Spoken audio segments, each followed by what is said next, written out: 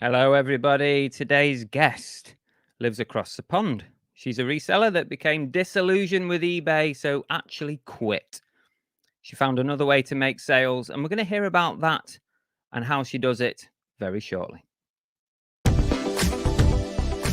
Hey, I'm Car Boot Chris. I'm a full-time UK online reseller. I operate mainly on eBay and also Whatnot, but also some other platforms as well. I'm going to bring you regular podcasts all about reselling, hopefully to keep you company, to entertain, or maybe to educate. Who knows? Welcome to the Everything Reselling podcast.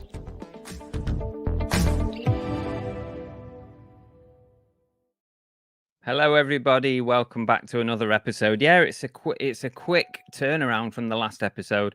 The feedback from you guys is that you want to see more episodes in a week. So the most I can probably manage is 2 a week. Other than that, it would be difficult. But I'm going to try 2 a week, although we will take a break because we're going on holiday very soon. So I hope you're enjoying these podcasts. Please hit the thumbs up or give it a download if you are listening on Spotify or Apple Music or any of the other audio platforms. It's the download that counts for me as a podcaster or whatever on the audio channels. That's the important thing. Here on YouTube, if you're subscribing, that's important. If you're giving it a like, or if you're just watching, it's just as important. So thank you either way. We're here for another podcast, and we've got a really interesting chat coming up with a lady from the US.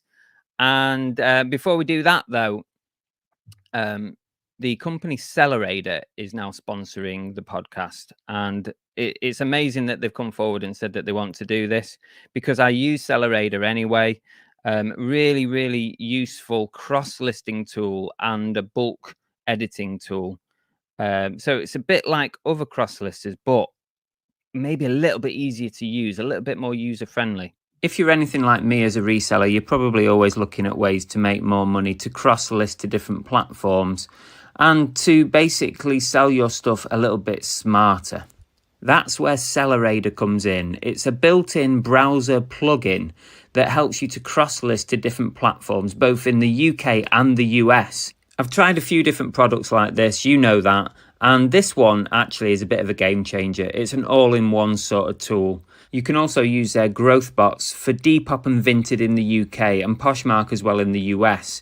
You can relist items, you can bulk edit listings, which is pretty much unheard of on platforms at the moment.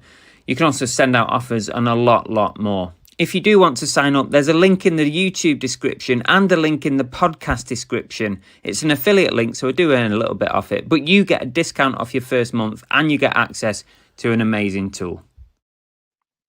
So we're going to bring on our guest. Here she is. Welcome, Dayna. Hi, everyone. Hi. Thank you so much for agreeing to come on. I really do appreciate it.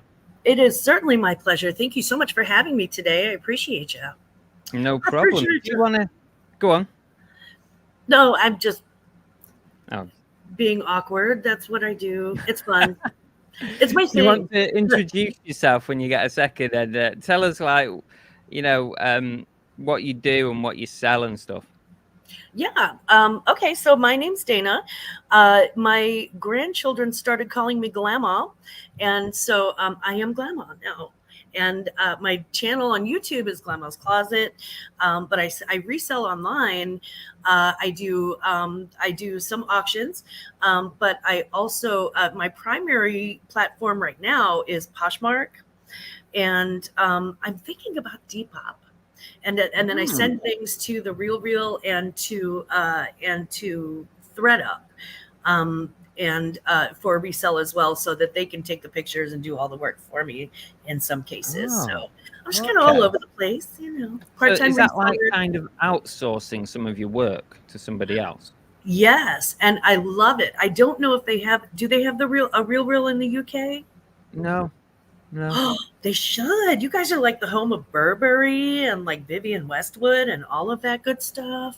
Can you tell us? We have some high-end platforms, a bit like is it Vestier? I think we've got that one. Vestier. Yeah, we just got that in the US. I got to check that out. Yeah. So yeah, I do mostly clothing, accessories.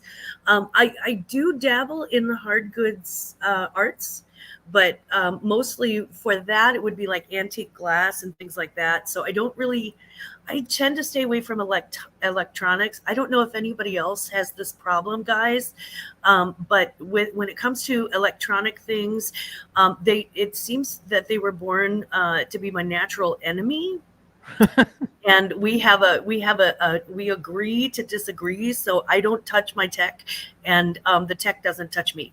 So yeah, I don't Fair do enough. any. It's not for everybody, is it? Not everything is for everyone. Everyone's got their own little sort of niches that they like to deal with, and things that they have knowledge on, and some things they don't. So it's the Oh same for yeah. everybody, isn't it? So whereabouts are you in the US? Just remind me.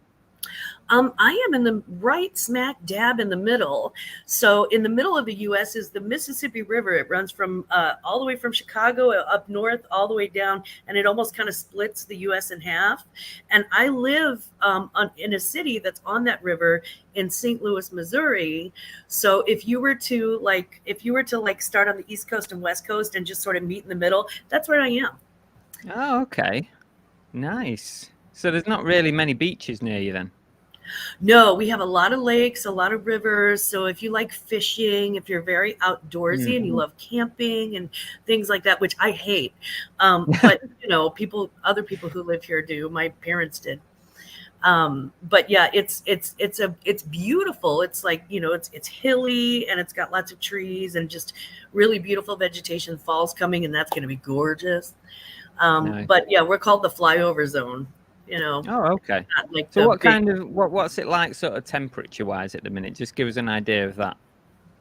Funny you should mention that, because I was just looking up the Celsius temperature this morning to try to convey how the gates of hell have opened on St. Louis, and it is so hot here. Oh, hot. Yeah, so it's like 95 Fahrenheit, and I think that's like 33 degrees Celsius. It's quite warm here today, to be honest. I think it's about 20, well, for us anyway, it's about 20, 22, something like that here. Something like that, I would say. It's warm. It's quite nice. It sounds, honestly, to me, it sounds beautiful. Anything that's 10 degrees less than what I'm at, it sounds wonderful. Yeah, I mean, that is quite hot, isn't it? Yeah, it's just, we get all 4 seasons, and summer has its little stranglehold on us. Oh, so you get proper seasons. Do you get really cold winters as well? Yes. We get snow. Right. We get cold winters. And then we get, rainy springs and floral springs, and then a nice crispy fall where the leaves are all crunchy. That's kind of nice, then, isn't it? I love it. Yeah, I do. I love the landscape here, and I love the surrounding country. To me, it's very beautiful. Would you live anywhere else in the US, or are you just happy there? It depends. At this point, no, but I feel like if my husband and I found a big enough lake and could get a nice enough lake house to where we could attract our grandchildren and great grandchildren to visit us in the summer when they get older, then we might retire in that sort of area. Okay. Fair enough. All right, let's talk about reselling. So how long have you been a reseller for? I started actually in 2020, in March of 2020, when the pandemic was right on the COVID, that was when it was really just taken off in the US. And I spent 32 years in the hospitality industry. I did sales for hotels. So I did I started in corporate sales where you would sell groups of rooms, and then I moved to catering sales, and I did that where you would sell weddings and things like that for ballrooms and stuff. And so that's what I was doing for a living, and my husband and I both work. And our sons are grown and they're out of the house. So at the beginning of the pandemic, they put me on furlough. Oh yeah. And I was a little bored, and just going down these YouTube rabbit holes and watching things every now and again, and so I was thinking about doing the the reselling, and I actually started a death pile before I started reselling. Is I that was just like, like well, I your would want to shoe sell this. collection or something? Hey, Chuck. Yeah, I just kind of, I was like, ooh, let's prep. Let's be a prepper. And then I started reselling. I got called back to work. Once they reopened some things, I got called back into work from furlough, and I went in for a couple of days, and I came home, and I was just really discouraged because the reselling thing had been so much, fun so far, just the buying part and doing all the stuff and setting up a channel. And my husband's like, he's like, honey, you look miserable. He's like, we're fine. You need to retire. We can't spend the second half of our lives, working for something that we've already accomplished. Like, our home is paid for, our kids are grown, and they're off, and they're all educated and living their own lives and, doing their things. So he's like, yeah, go ahead and retire and then find something that you love to do. And I had something that I love to do, like literally in the guest bedroom, piles of it. So I just, after that, I just went nuts. Wouldn't that be nice though? Oh, your husband just says, "Oh, just go and retire. Yeah, Don't pretty forget much. about it. Just retire. Just do something you want to do." I'll be like, "Yeah, okay, yeah, no problem. Yeah, I'll do that." I Yeah, why honestly, not? I didn't trust me. When we started off, we could barely pay our rent. I mean, we were, we were eating ramen noodle packets too.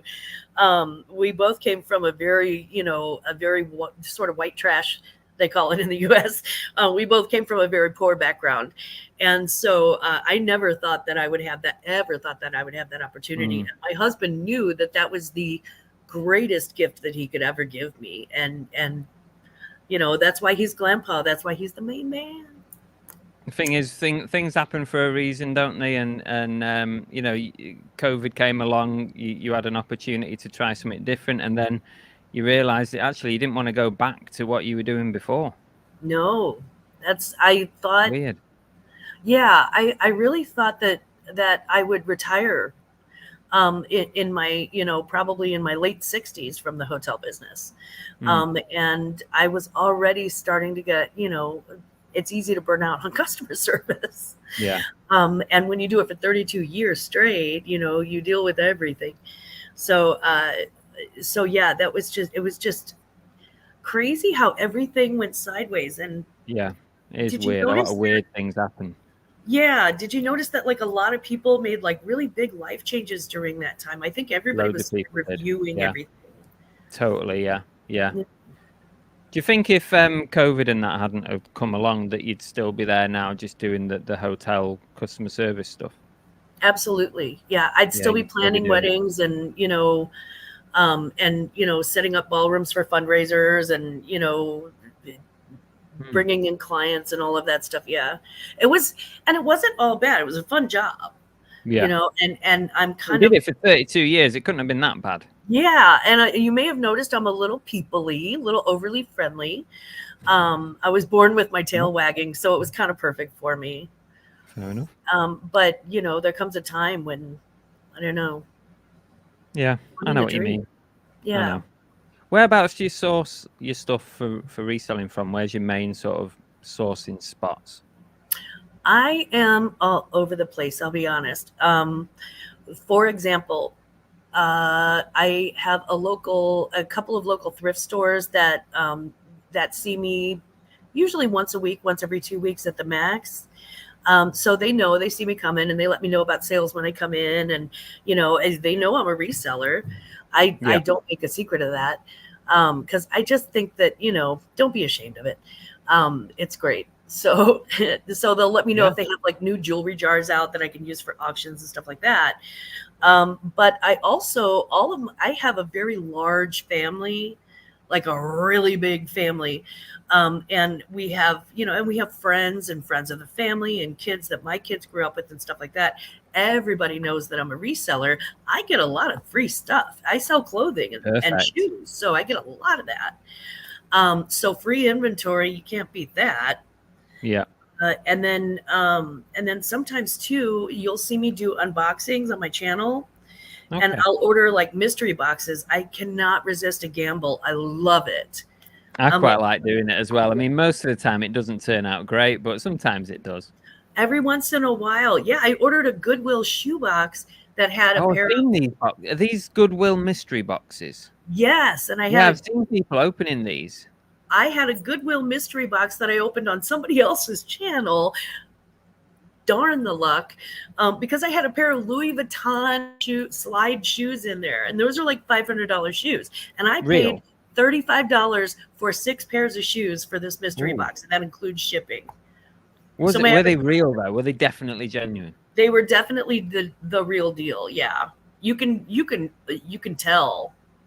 Wow. Yeah, So have you sold those yet? What have you done with them? they're listed on my Poshmark closet right now. Hmm. Yeah, Nice. luxury items tend to sell right before the holidays, right between Christmas and New Year. Is when people have the most sort of disposable income. And then whenever seasons change, people are clothing shopping and shoe shopping for new things. Yeah. And so that's when you sell, as far as clothing is concerned, that's when I sell the most luxury items as far as like clothing and shoes, purses, stuff How are like that. your thrift stores at the moment? Are the prices creeping up a bit? Because our charity shops are getting a bit silly now. You It's can't really gross. source anything. Yeah, it's gross. Our I'm like, really? Growth as in Gross as like in nasty. It's awful. oh It's just disgusting. Because I'm like at a Goodwill and I'm like, really, you have like a tiny Nike T-shirt for like $9.99 at the Goodwill, yeah. and I'm like, you do realize I can find that retail, right? Like you get Mm, that they actually have sales. So so what you have to do is you have to catch them slipping, and you have to find. mm. I don't know if your charity shops do this, but they'll have like different color tag days and different Yeah. sale days. Not ours really, but I know Goodwill do it because I've been in Yeah. some. So you walk in and it'll say today's a green tag. So everything that's green tag is like half price or something. Yeah, and they switch it up. They do like 25% off at the beginning of the week, and then middle of the week is 50% off, and then the end of the week is 75% off. Oh, I've So not seen that. yeah, so if you can find something, like I found some they were new with tags pants from Neiman Marcus, or as I like to call it, needless markup. They were new with tag pants from a high-end department store. And they were originally like $125, and they were, and the Goodwill had them for 10, but they had a green. Well, I think actually it was a yellow tag that day. They had the tag, and then they had 75% off. So I got them for like $2.50. Yeah, I'm that's cheap. more like it. That's more I'm like so it, isn't it? cheap. That's what we want. Yeah. Uh, Let's talk about eBay then, because we've kind of bigged up this thing. Ugh. Like when I've been promoting the show, the podcast, I've been saying like you've quit eBay and you've moved on to something different. Now, before we say about what you've moved on to, so you must have I assume you started off your reselling life using eBay. So what happened? Why did you quit? Um, when I started reselling, I didn't know there was anything but eBay. Yeah. I was way new, right? Like I had no idea that there were other reselling platforms even. When my husband told me about Macari, my jaw dropped. And my husband had to tell me about this. And he's not a shopper at all. So he's like, hey, I heard from somebody at work about Macari. And I'm like, what's that? So when I first started, I would, I used eBay as a keyword for the videos that I was looking up for reseller videos, because I Mhm. wanted somebody to, sort of, we all need a little guidance or a little, Yeah. direction when we start. Excuse me. I'm so sorry. I have allergies, guys. So I didn't know that there was an alternative to eBay. So I started listing on eBay. And I kept I had a tiny little store, not a store, but I had like a tiny little presence on eBay. I couldn't have had more than 50 items at any one time. Okay. And I didn't know that there were people who actually had 500 items. And when I would see someone with like 600 items on eBay, or like 1,000, I was like, I'm like, oh my God, you must have been selling for 20 years or something. Yeah. I know, it was weird. The misconceptions that we have when we start. Well, if you're not in that world, you don't really know, do you? Until you're in there and you're trying to understand it. So where did it start going wrong with eBay? Almost immediately. Yeah, Here's my problem. I sell something that's not a hard good. So I sell things that people actually like put on their bodies, yeah. with shoes and things. And I can give you the exact moment. My about 1 month in, I found a pair of LL Bean waders. They were rubber waders for fishing, a size small, Oh yeah. perfect condition. They were beautiful. I got these things for $12 and they were selling on the bay for like 125, and I was so excited and I saw Nice. the Yeah. comps. It's before I knew how to run comps and actually look at sold versus, but Yeah. nonetheless, I was really excited. I was a brand new shiny reseller and I couldn't wait. I put them on eBay. They sold almost right away within like 3 days, I think. And I had provided all the measurements on the knees and the hips and everything, because again, I was new, I was overdoing. They bought these, they got them, and within like 2 days of my sale, they turned around and sent them back, um, because they didn't fit.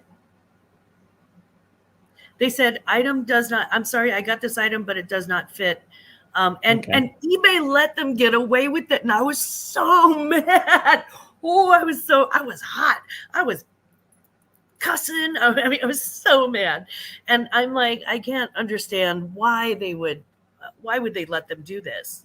Because I provided the measurements. So I reached out to eBay customer service, did not get any satisfaction, was Hmm. not a fan. And I, coming from a customer service background, that is the quickest way to light my wick, is to have what I would consider at the time poor customer service. Fair enough. But you Yeah. know that it's part of life and selling to have returns, right? Oh yeah, I It's do gonna now. happen. It's Yeah, gonna happen. I do now. And I understand too that some people will, although I do maintain that their return policy is very, very liberal. Now it could Yeah. be that, it could be because they have, a global platform, Hmm. and their platform is so huge that they really do have to do that to maintain, their big corporate structure and pay the people at the top or whatever they do. So I get why they're more relaxed about their return policy. But for me, that's just, with clothing, it's very, very tough, because pretty much Yeah. somebody could just get something they don't and go, you know what, I'm not in the mood to have it anymore, and I'm sending it back. That happens all the time here in the UK, Yeah, but we just have to suck it up because it's part of dealing with clothing and shoes and stuff. It's like yeah. people will buy something off you, wear it out on an evening, and then send it back and get a refund. That happens. That 100% happens. But you kind of just have to accept that it's just part of it. And when we're selling so much stuff, like if we've got 1,000 items listed and you're selling so many clothing items or whatever, it's just, I guess it's just Mhm. part of, it's the cost of selling, isn't it? It's the cost of doing business. And I It suppose like really when you're is. new Yeah. and that, you kind of don't always get it and you get a bit frustrated with that. I totally get it. But I suppose, do you feel a bit differently now? Or does it still frustrate you, that kind of thing? There are other things that frustrate me about it now. Hmm. The waiting period, it seems like there's a very big, to me, it feels like a long waiting period between the buyer bought this and then they actually pay you. That seems like a long waiting period. It also seems to me like giving people up to 30 days to say, hey, I want to return. So on day 29, they can be like, hey, I want to return this, and then get their money back. And Mm. you've already had the money for 30 days. It just seems like they're kind of, what's the word I'm looking for? It just seems like they're not as user friendly as they could be, It's and definitely specifically towards sort the of, sellers. yeah, it's definitely leans, favor always leans towards the buyer. It does, unfortunately, with eBay. In the UK, we have this silly thing that drives me mad where buyers have 4 days to pay. And that's way too long. So like, if you've agreed to buy something or you've accepted an offer, you should be paying within 24 hours. And if you don't pay in 24 hours, I'm going to cancel that order and I'm going to relist it. That's something I really do think they should change that. That's really annoying. But I have 60-day returns on all my items. So if Wow. someone, yeah, but nobody's ever returned anything after 30 days. And I don't really think I've had. I do quite a lot of clothing and trainers, by the way, but I don't think I've really had many returns after 14 days. I can probably count like 2 or 3 in a year. It just doesn't happen that often. So that's why I decided just to turn on 60 days. I just thought, that's the maximum you can have. It gives customers the maximum amount of confidence that what they're buying can be returned if they need it to be. But it very rarely goes over that time. Very rarely.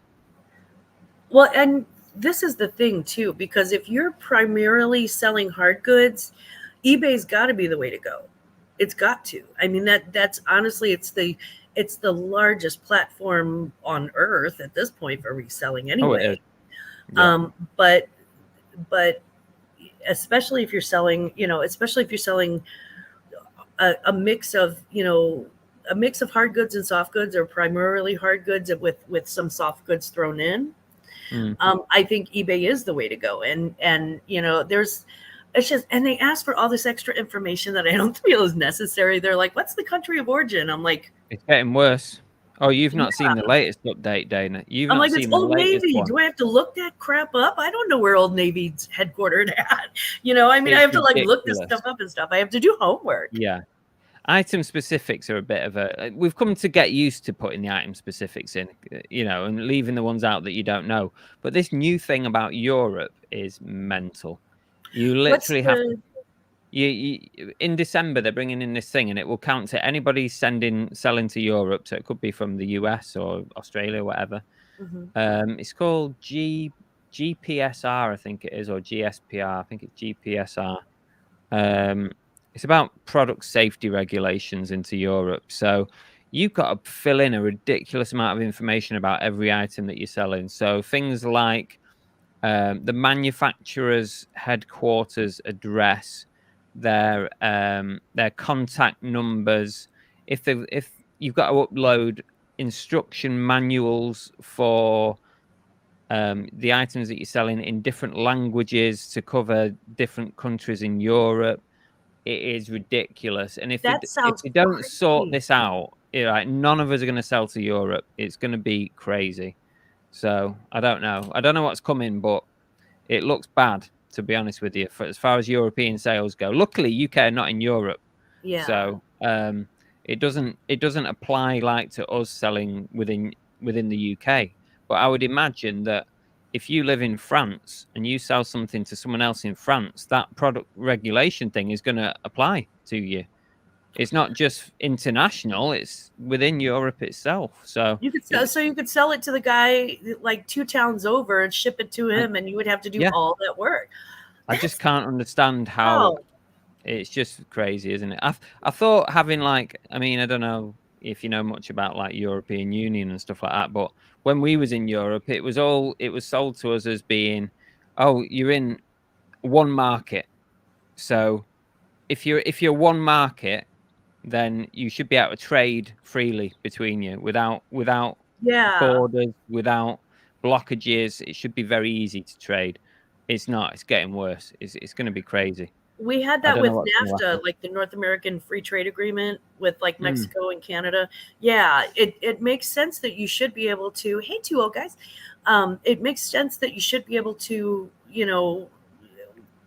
buy and trade with those countries. But here's the thing too. Before the EU, wasn't it just kind of still easy to buy and trade with other European countries? Like you just kind of knew who you could sell to? Yeah, the thing is, the EU's been around for quite a number of years now. Mm-hmm. So prior to that, we didn't have online sales, did we? Everything. No, I guess not. Yeah, everything was done offline, and I don't even know, over the phone, written down on a fax or whatever. I don't know. Yeah, it must have been. But yeah, we didn't have online stuff before that. So yeah, it's all different now. But this new regulation coming in, I tell you what, if you weren't quitting eBay before, then you might you might quit eBay now after seeing that. But it's going to be interesting to see what they do about that, because surely they're going to notice a massive change in seller and buyer behavior based on what they're going to bring in. It's not eBay's fault, by the way. This is not eBay. This is the European Commission or whatever it is that have brought this in. It's ridiculous, really. Well, it's going to turn from just Brexit into like Spexit and Frexit and and Gerexit, and it's going to be like Portugal. Totally, yeah, Brexit. It's going to be it's going to be everybody's going to leave. They're going to be like, no, we can't do business like this, because you make it harder to do business, and okay, now people are hungry, and that's never a good thing. That's when revolution. How long did you manage on eBay before you decided to call it a day? I was I had been selling on eBay for about 6 months, and I had had very, very tiny success. At that point, it was just kind of like my little hobby, is what my husband would call it. Dana's little hobby. And so at that point, it really was just hobby selling, and I'd sell like one thing a week and get all excited and ship it out and, write a big old long thank you letter and all that stuff. When I decided that I was going to actually do this, I started looking at other clothing resellers, and I kept hearing the same names over and over again. I kept hearing Poshmark, Mercari. I started looking them up. I was like, there are other platforms. Oh my God. I listed a few things on Mercari and got no love. They were just like, yeah. And it's not that I got no love. I got like people watching it, but nobody ever, sealed the deal, I guess. And I listed on Poshmark, and the very first item that I listed on Poshmark, every time that I do a new platform, I'm like shaky almost when I do the first one. And the very first item that I listed on Poshmark, I could not believe how much time I saved. I went from taking 10 minutes to try and download things and look up things and all this stuff. I went from like 10 minutes to like 2 minutes a listing. Yeah. And then all of a sudden I'm a listing full, right? And I've got 50, now I've got 100, now I've got 150, now you know what I mean? And so it makes such a massive difference, when you find a platform that you can list quickly on, because here in the UK, like you've got eBay, and the next biggest platform is probably Vinted. And you can list one item on Vinted in about, literally, including a few photos, less than a minute. You can list on there, and the same item on eBay could take you 15 minutes. So the multiples are massive. If you can find a platform that works for you, that time is everything, isn't it, when you're doing stuff like this? It for me it was, because I have when you retire, it doesn't mean that you just sit around the house on your, I wasn't sitting on a chaise lounge eating bonbons. I was active with my grandkids and picking them up and dropping them off at school. And, I wanted to be a real part of my grandchildren's lives, a real part of the building of, my son's families and real part of helping take care of my mother. And so there were other things that on my agenda, that I'm like, I don't want to spend half a day doing something that it may take me only an hour and a half to do on another platform. Yeah, totally. And that is the downside of eBay. eBay present you with the biggest marketplace in the world, but they make you work for it. They make you work hard for it, and the listing process is long and laborious.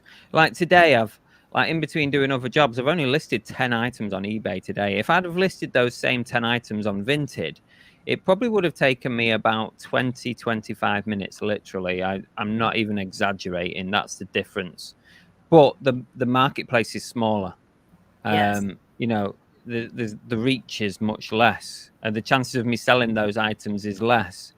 So that's the thing. That's the trade-off. Yeah, you always have to choose between, and that was the final straw with eBay. Was when I was when I hit my, God, it was probably my 150th. It was either 150 or 200. I hit like a sort of a milestone of listings on Poshmark. And then I realized in all this time that I've been listing on Poshmark, I have consistently had more sales and better results on Poshmark because I could download more, and I was like less worried about the other stuff and really concentrating on like descriptions and keywords and things like that. Yeah. I was having more fun listing. I was having fun listing, and that's the whole reason for me to start it, was to have a good time. So and then I looked at my numbers for eBay, and it just hadn't. The sales just did not match the invested time, and I'm like, let's put this one on the shelf and walk away. I know that I can always go back there, and if I decide, of course. if I decide that I do want to, that like, if my husband were to get injured tomorrow and I'm like, okay, I need to step up my sales or whatever, I could totally do that. You could go back. Yeah. I mean, we'd be fine, but I'm just saying, if for some reason I needed to step up my sales, I could always go back to eBay, because it is a global marketplace. I mean, you don't get much bigger than the planet. No, you don't. Thank you to everybody who's watching at the minute on YouTube. I can see all your comments. Comic Book Prince has made some comments. I am reading them. If there's anything that I can bring up during the chat, please put any questions in. It's absolutely fine. I will try and ask some questions. Fluffy Muffin says, in the USA, what are the usual return policies for clothing? So you have different clothing like return policies in the UK, don't you? Because we have much tighter regulations. I'm pretty sure that's right. Yeah. Most of the return policies for retail are fairly relaxed. And the whole thing is that there's this sort of mentality that Walmart started that has sort of spread like a wildfire, where somebody will come in, if they have the energy and the time to stand there and complain long enough, they'll get what they want. Yeah. Bit like Amazon, isn't it? I mean, that's what eBay seems to sort of compete with Amazon, and all the policies they bring out. It's pretty much no quibble with Amazon. Quibble. Amazon's like, we sold you a vacuum, send us back a bag of rocks and we'll give you the full, what I mean? We won't. Amazon's almost like, I don't want to deal with it. I don't want to mess with it. You can send the return back. We won't even open the box. We'll just put it in the return thing and sell it to a load of people, to resell. And it could be it could be a box of old car parts, you know what I mean? Like, and you're like, I thought it was a new TV. So yeah, it's very, very liberal, the return policies for clothing retail. They're a little more strict online, with the exception of course, like Amazon and there are a few others that copy Amazon. They are a little bit more strict online, but the brick and mortars, well, I don't know, because the brick and mortars have gotten relaxed too. So I would say it's probably a pretty liberal return policy. Yeah. Like if you return it within 30 days or whatever. And maybe that's what eBay was trying to mimic. Yeah. A 30-day return policy, because Walmart's like that too. Yeah. And now Google. Yeah, well, these big companies, they're not really that bothered. They're like, they just want customers to just keep coming back and buying, don't they? And I think that's what their main aim is. Okay, let's talk about this other platform that you've migrated onto. You've started selling on it like as an alternative, something different that not many people sell in this manner. So what is that? Are you talking about Poshmark, or are we talking about online auctions? I actually sell on YouTube. I do live auctions on YouTube on my channel. And as far as I know, anybody can. I don't know if there are different rules for the UK, but I don't think there are. I think YouTube's kind of universally got the same rules. Could be wrong. Check it out. But I do, for example, there is every June, there is a classy, I call them classy crap auctions. It's off of yard sale sign that my sister and I saw and took a picture of and thought it was Okay. hilarious. So I've Classy always crap. got, so I've always got the classy crap auctions because I'm, glam. So everybody comes and sells their classy crap. And I've got a CC auction in like June for Pride Month. I've obviously got one around the holidays. Around Valentine's Day, we usually do Girls' Night In and Galentine's Day All right. auctions and things like that. So it's just like it's almost exactly like a whatnot auction. Yeah. You can't play your own music because of the copyright YouTube laws. Yeah. But other than that, it's you do it through StreamYard. You do it just like you would a hosted show, and then Yeah. I bill people through PayPal, and I ship through online shipping services like you would like Pirate Ship, or Mm. I'm sure. Do you guys have Pirate Ship, or do you have No. like No, but I know what it is. We have yeah, something called Parcel to Go, which is similar. It's right? like it's a comparison. It gives you the cheapest shipping option. Exactly. That's exactly. It's like the kayak for Yeah. for shipping though. And you can invoice through PayPal. So you send them an invoice and then they pay it and then you send out their stuff. Okay. Yeah. Interesting. So how did And you there's no come overhead. about? There's no like seller fee. Yeah, that's what I was going to come on to that. Yeah, So no how did fees. you come on to like where was the decision process in I know I'm gonna start doing auctions on YouTube, but where did it come about? I had a couple of friends that I met in somebody's chat, and then they're like, "Oh, you have a YouTube channel?" I'm like, "Oh my god, I'm so invisible." So I didn't know how to promote yet. So they came over and checked out my YouTube channel, and they were telling me, "Hey, you need to, if you want more visibility, you really need to get into these different people's chats." And so the first one that they told me about was Johnny with Cajun Roots Reseller, and now he's New England Cajun Roots Reseller. Okay. And he has a morning show every morning. He has for like 5-6 years, maybe longer. So every morning, Monday through Friday, without fail, there's Johnny for an hour at least. And so I would go into the chat and sort of get to know people, and like you do, you start chatting. We all do it. Yeah, and everybody gets to know everybody.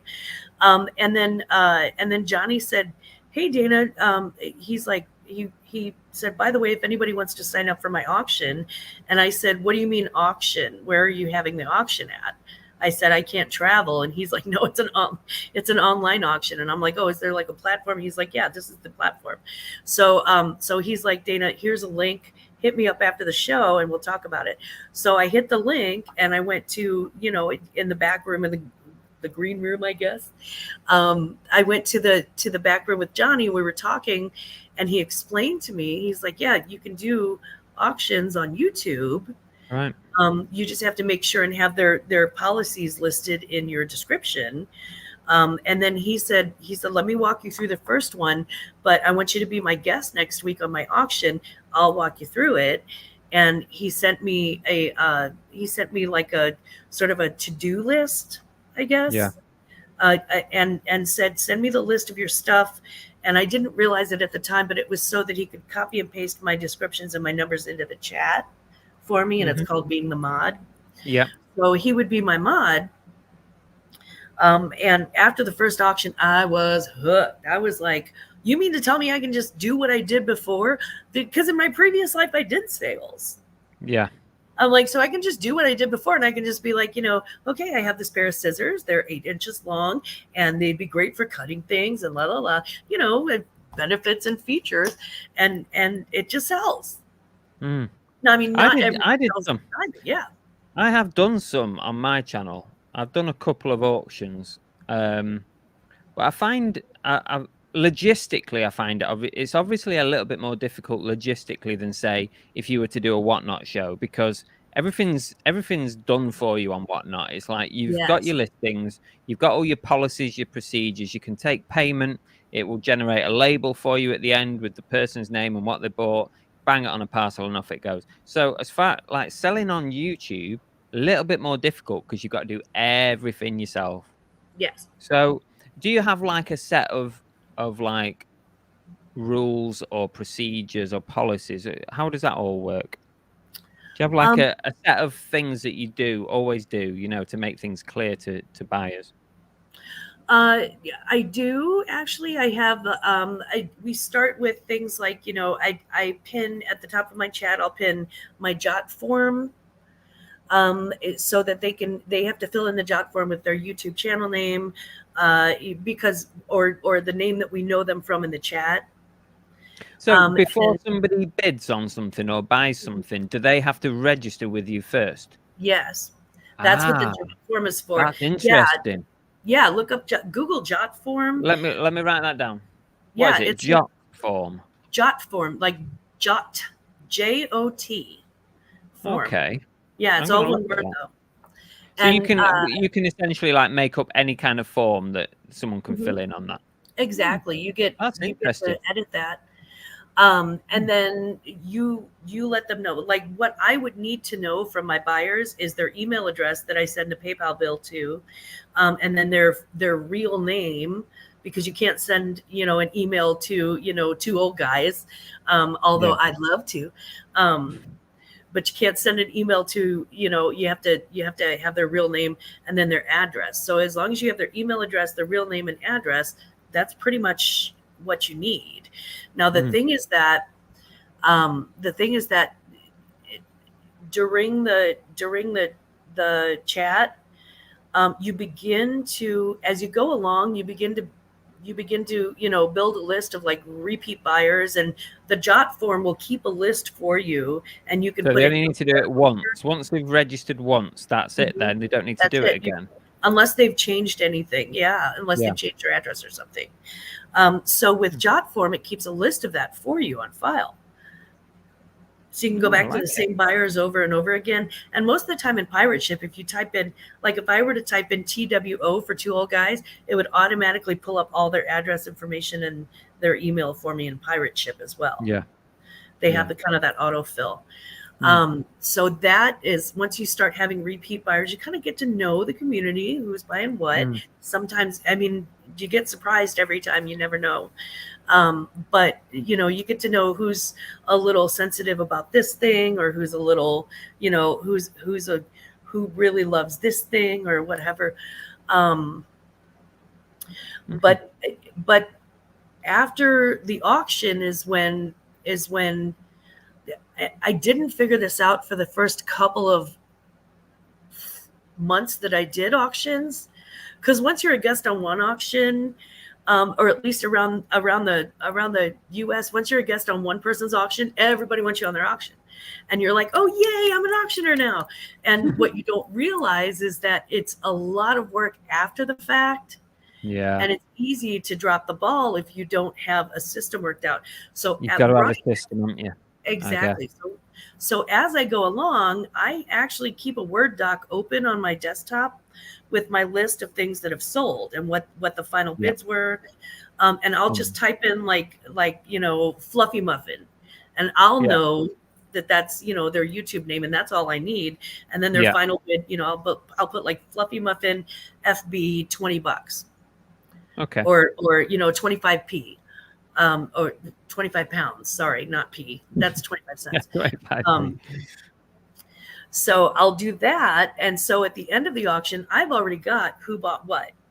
Yeah. I've got a list of that. I just print that out so I don't have to go back and rewatch the live later. Yeah. I print that out. I take it into the dining room, which is where I keep most of my auction stuff. And I'll make a little pile for everybody. And then I start bagging it up. I start packing it up. I start doing little thank you notes, putting them in there, packing them up, putting the bubble wrap, taping up the box, and I'll put like a little sticky note with Fluffy Muffin on it and just top it on there. Yeah. Then you have to weigh and measure the box. And once you've got that, you can calculate the rate for shipping. Yeah. Because you have their address now, and then you send them in the final invoice to their email. Yeah, you send the invoice to that email. Oh, that's good. And PayPal does have an invoicing thing, so you can create the invoice. Oh, and here's a tip, guys. I did this stupidest thing. For one whole year, I was doing PayPal invoices from my phone because I had PayPal app on my phone. And it was taking me like 5 minutes an invoice to do it. And I'm typing things out on my phone like this. I realized I can open up the exact same PayPal on my laptop. And this is for us old non-techie people. You can open up the exact same PayPal account on your laptop and type like you did in high school. It's that simple. It's easier. Yeah. And it was just one of those stumbling blocks that I just did not see because it was right in front of me. These are the things that you've obviously learned as you go along, processes that make things a bit quicker, which is good. Because there's a comment from the comic book Prince who says, YouTube doesn't have the buyer-seller protection that the top markets do, so it's primarily a gentleman's agreement. Yes. That's probably right, isn't it? Yeah. It's an agreement between you and whoever's buying. It is. And in my description, I have like bidding increments, and I've got YouTube's very clear. They have a policy that you can just copy and paste into your description. So that kind of CYA. A tip that I would have would be, please don't ever sell anything that would have even a toy description of a firearm. Yeah. You can't even show like a water pistol. You know what I mean? Like you can't. Yeah. You can't do anything like that. Anything even remotely closely linked to anything like dodgy. It's when in doubt, leave it out. Definitely. Dream of Crafting on YouTube says, thank you, Dayna. Fabulous informative chat. Oh, thank you so much.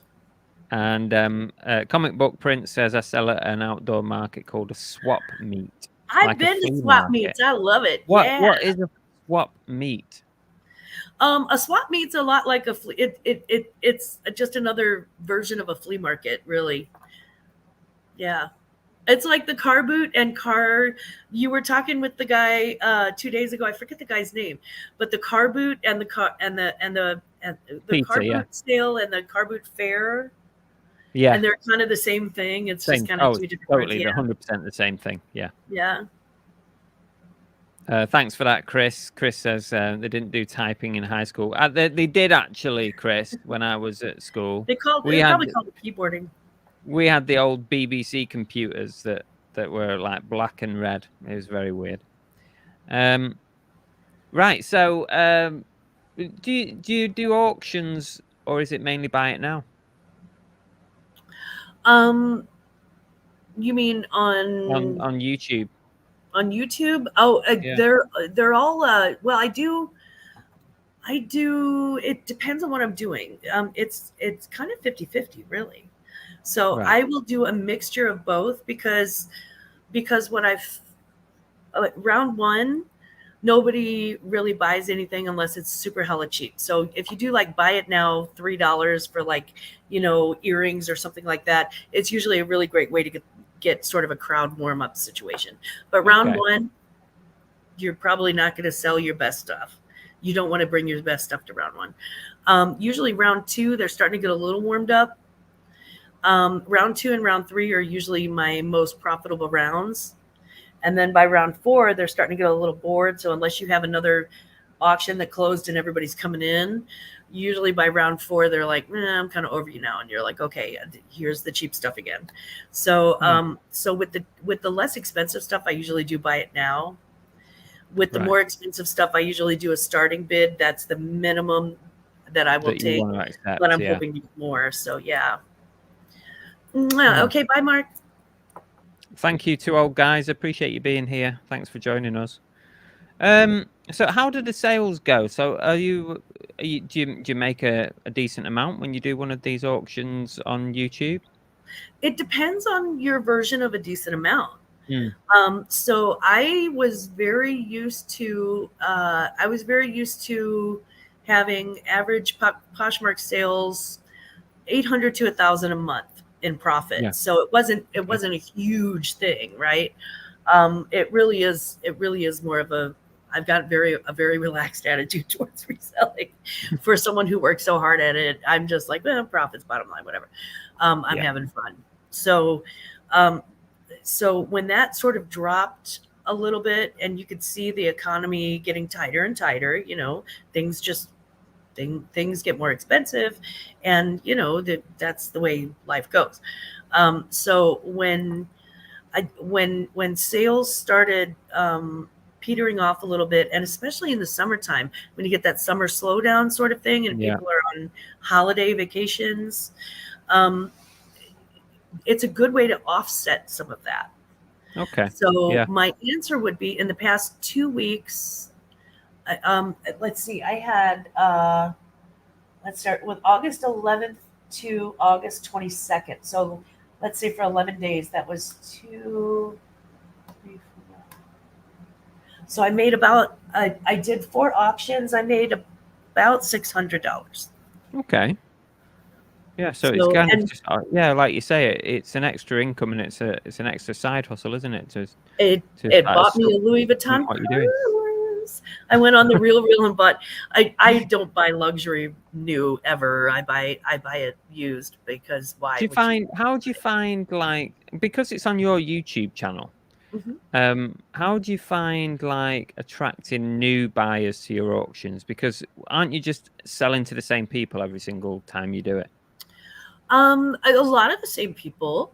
Do you find it a problem, or because, like, you could? Do you think that you could maybe oversell to people that you know, rather than, like, it's hard to get new people in, like, with it being on your channel and it's not being promoted like it is on Whatnot. You can't just, like, sort of just stumble across your auction on, like you do on Whatnot. You've got to actually literally know you're going to watch you on YouTube. You know what I mean? Yes and no, because there's a way to, there are 1,000 free ways to market something and to raise awareness for it. So that's why I do different types of auctions. Okay. That reach out to different types of people. So, like, I have an accessories auction for the purse buyers and the people who are just like, squee, all accessories, because they fit everybody. But I also will have, like, I'll be on, like, Two Old Guys Vintage and Resell, where that's where I'm going to bring glassware and things like that. You work with the other people in the reselling community that you do auctions with, and they sometimes pick up some of your viewers, you pick up some of theirs. Right. But I also, when I have an auction planned, I'll start sending out, I'll start posting things on Facebook.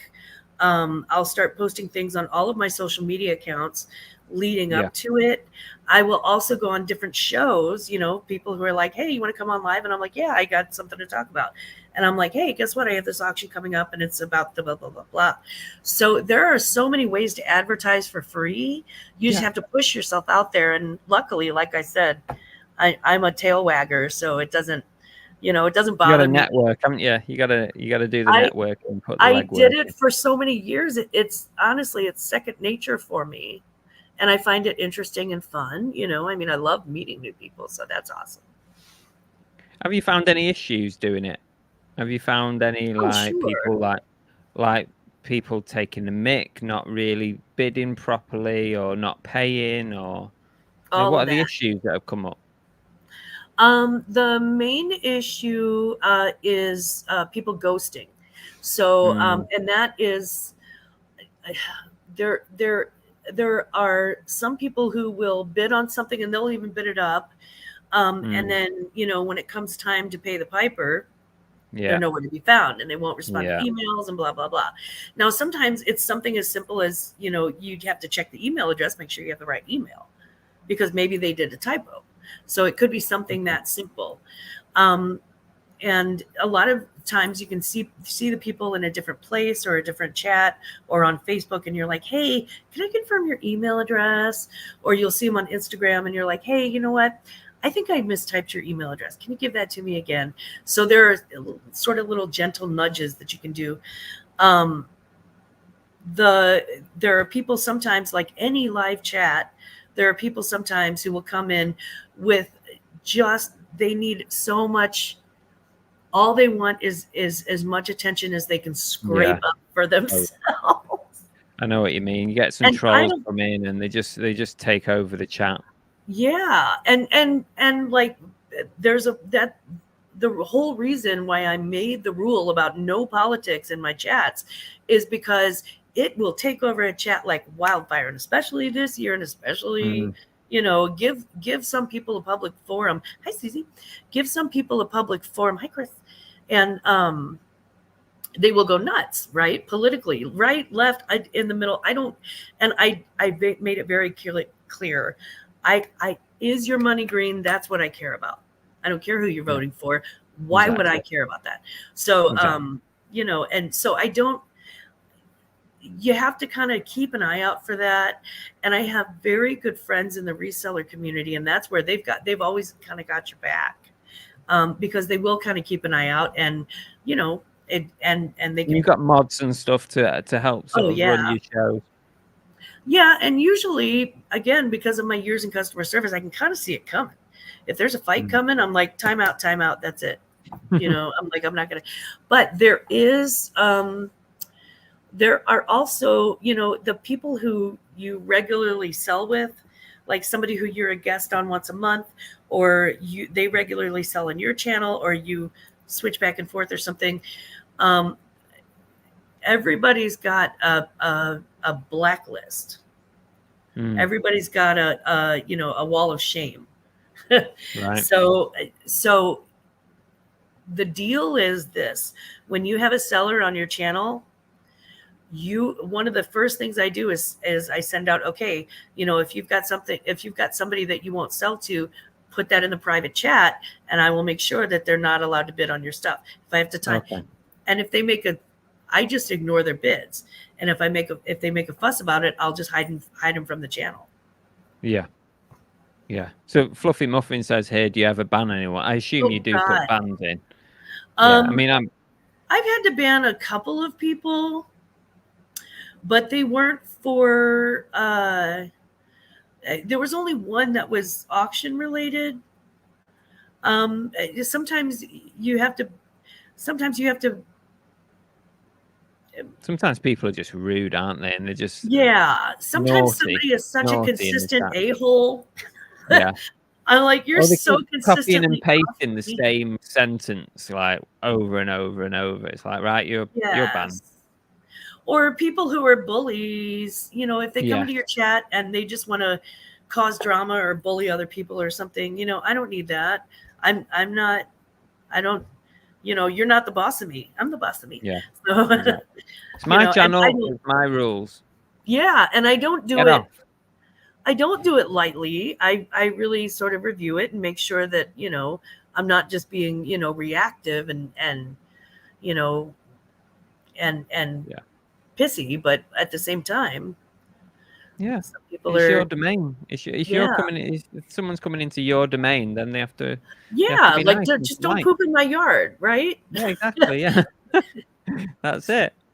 Oh, it's really interesting. It's interesting to hear how you've made a success of sort of selling on YouTube, because I have tried it, but just occasionally, like I've done 1 or 2 auctions. I've done all right with it, and people have bought stuff, but I've always found the logistics of it difficult to manage. So it's been interesting hearing how you manage that. You've got this form where people have to effectively register before making a bid, so you've got their details, and all that is really, really important information when you're doing it yourself and you're not relying on a platform, because you've got Whatnot, and in the US you've got Poshmark who do live selling as well, and it's like you could quite easily just go and do all your live selling on Poshmark, but I guess you pay them a fee as well for that.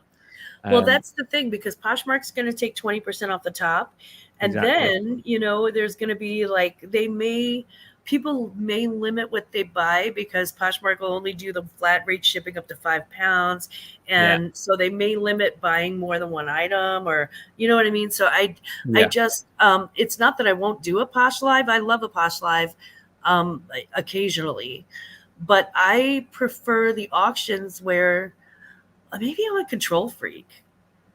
That might be. You're in charge of your own destiny with those, aren't you? Yeah. And I call, I call the shots, and I call the, I get to tell people, if I can't ship it and I'm going on vacation, I'll be like, look, we're going to do this auction today, but just so you're aware, I'll be invoicing 7 days from today, and then I'll be shipping 2 days after that. And, if people accept that, then they'll go ahead and bid, which most people do. No, it's really interesting. It's really interesting. Thank you for sharing it. Before we finish up, Dayna, I've got 3 questions for you that we ask everybody on the podcast. The first one is, Have you got any words of wisdom or a quote or a mantra or a specific tip that you can give your fellow resellers or anybody watching or listening? I thought about this question. And the thing I started with, don't believe everything that you hear from other resellers, because gamblers only tell you about their wins. Am I right? Yeah, fair dues. Gamblers only tell you about their wins. They didn't tell you about the $500 that they put in the other machine down the street. I like that one.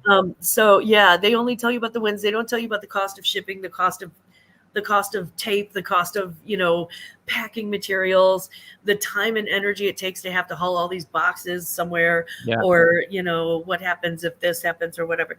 So, a lot of people think, oh, you can go thrifting and make $600,000 a year. And I'm like, I suppose you could, but you would have to work 24/7 and sleep 4 hours a day. And, mean, it would just get like that.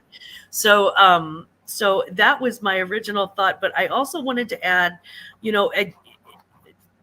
make sure and really my best advice to you is live beneath your means and pay yourself first. So take your savings off of the top of your profits and put those to the side, because you never know when you're going to need the money. Yeah. You never know when the market's going to change. And it's good to be agile with the market. It's good to try different things. But ultimately, especially if you're paying rent with that money, please make sure and put some aside.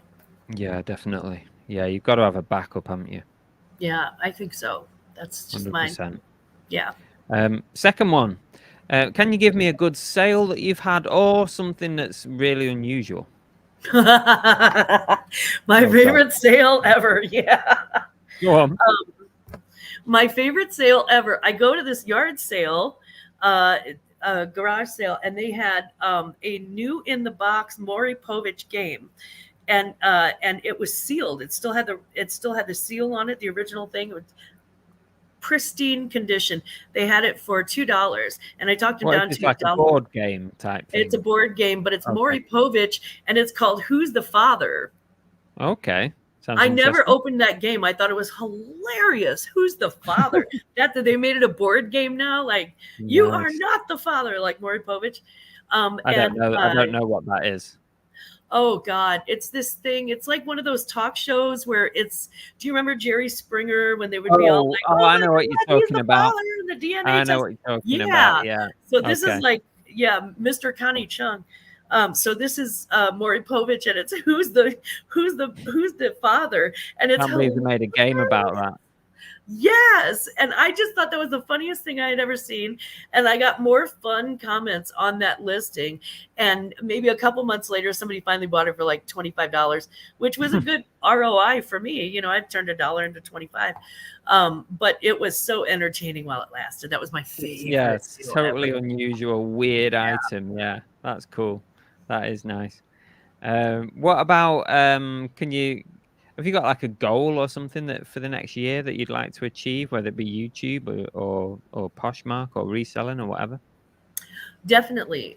My main goal is to actually figure out TikTok and try I've been trying to figure that out. Yeah, and start checking out the TikTok sales and how people are selling on that platform, because I'm really interested, and it seems to be the platform of the moment, although who knows. But for now, that seems to be like the big thing, and I'd really like to just at least kind of figure it out and at least figure out, can I do auctions on TikTok? Can I do, do you do individual sales? How do they do those sales? So I'm really kind of interested in that.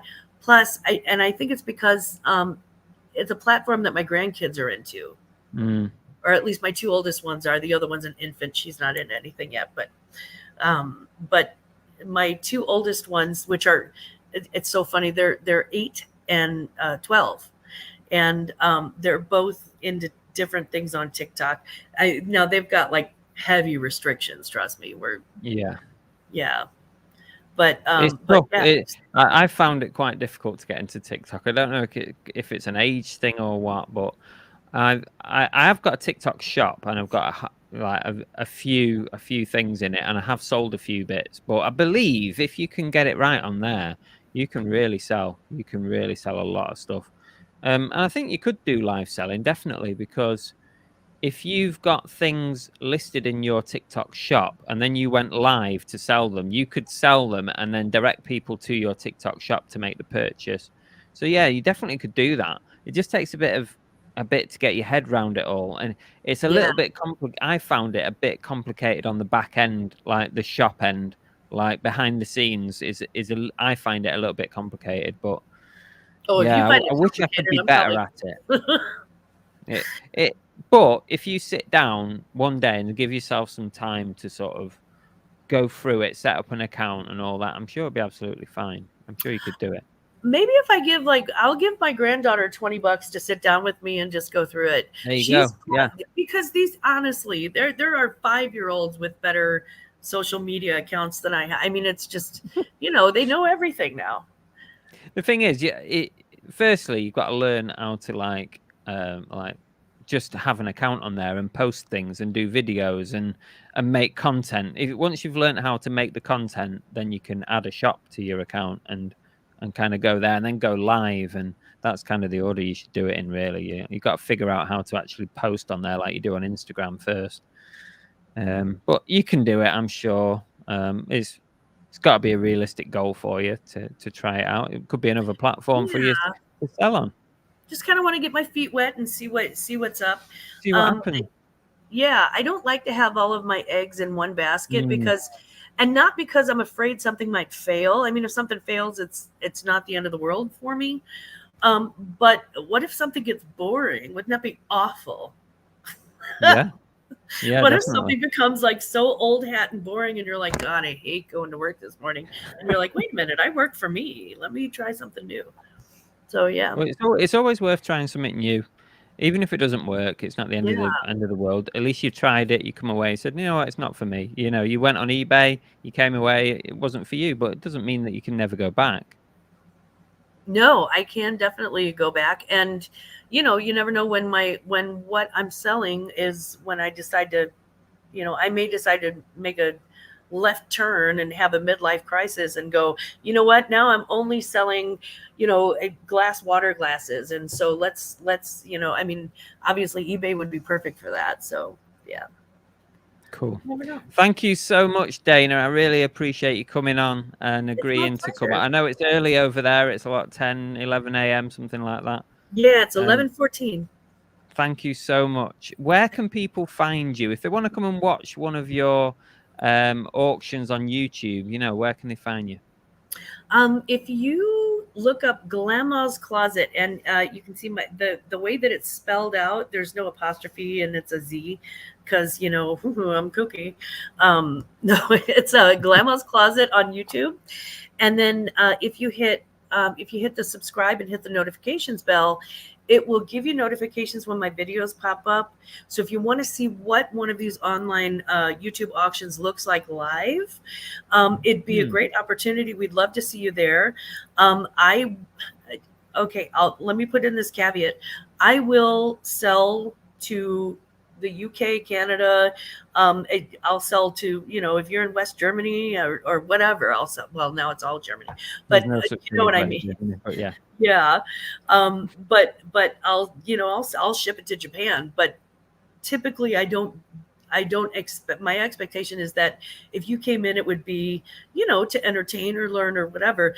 My expectation would not be to have somebody who doesn't live in the US as a buyer. You Because never know though. You might get the odd person who sees something they really want and they're willing to pay the shipping for it. Why not? well, and that's why I put, I ship everywhere. But you have to pay for the shipping, and it can be cost prohibitive, but don't let that stop you from coming in and checking it out. Don't ever let that stop you from like jumping into my chats. My chats are very, very friendly. Hi, Susie. My chats are very friendly. You can tell. I'm like, there's Susie. And very welcoming, and you're more than welcome to come in and just check it out and check out what the description stuff is below and copy and paste anything you want. Lovely. So go check out Glamma's Closet. Just in case you're not sure, all you got to do is click on the link that's in the description below. It's in the description of the audio channel as well. So if you're listening on Spotify, there's a link to Dayna's channel there. If you're watching on YouTube, there's a link under there. So wherever you are listening to this, then you can find her very, very easily. Thank you so much again. And also a quick ending thank you to Celerator for supporting the podcast. Really do appreciate it. There's a link to their website as well in the descriptions below on both the audio and the YouTube. If you're not subscribed to me on YouTube, please come over here, give us a sub, or at least come and watch. And also, while you're there, come and see Glamma's Closet as well. That's it for today. Thank you so much again, Dayna. Really appreciate it. And thank you for being part of my channel as well. You've been a big supporter for the last couple of years. I really do appreciate it. It's great content, and I'm very, very honored to be a part of your channel. Thank you so much for the great, awesome content. It's been helpful. Thank you. Cheers. Thanks, everyone who's been watching. Thank you for joining us. That's it for today's episode of the Everything Reselling podcast. I hope you've enjoyed it. Don't forget to like, to follow, or to subscribe wherever you're watching or listening to this podcast. And we'll see you on the next episode.